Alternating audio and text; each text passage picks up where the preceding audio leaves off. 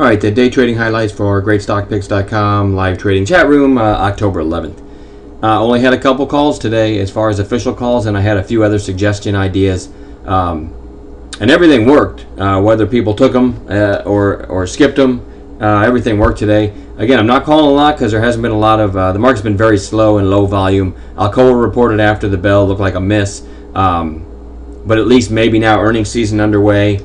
You know, maybe Slovakia, can you believe that, will be behind us soon. I haven't checked the news tonight. I've been busy all afternoon. So, but maybe we can get underway back to a little bit better volume and better trading conditions going forward now that earnings season is underway. Having said all that, ARO was my first call. You can see the gap up here, a nice gap up on decent volume. We saw it in the pre-market and ended up, let me get my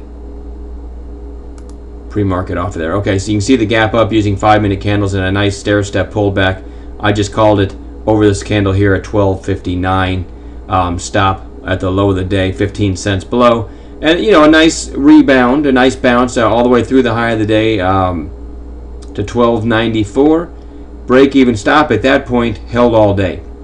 And ended up closing here at the end of the day. Went up actually to 13.12 at one point. Like a 53 cent move in our favor on 15 cents risk. Not too bad. And the only other call that I use the announcements feature, which is actually a pop-up window that pops up with the trigger and stop, was Pepsi, PEP today.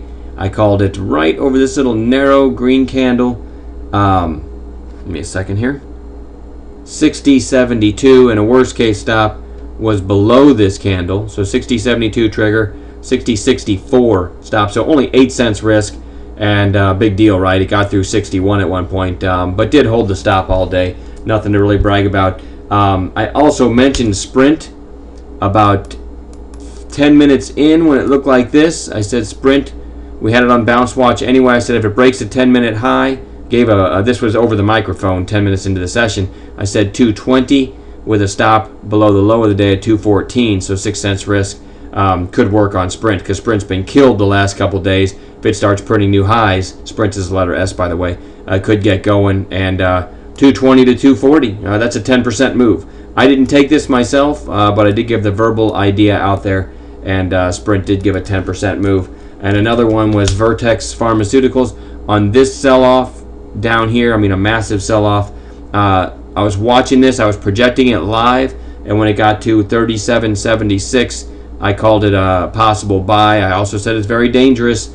Worst case stop was probably almost 40 cents below, somewhere around 40 cents below, but this was on the way back up. 37.76 did trigger, and it went all the way to 41. And again, I didn't take that one either. I told everybody near the end of the day when it was doing this, I was skittish about taking it because it was just jumping all over the place. But using my entry method, 37.76 was, again, I was projecting it live and gave the idea over the microphone, and it went to 41. Somewhere when it looked about like this, I said, okay, I've got to get off the microphone now because I want to throw up for not taking that one. 37.76 to 41.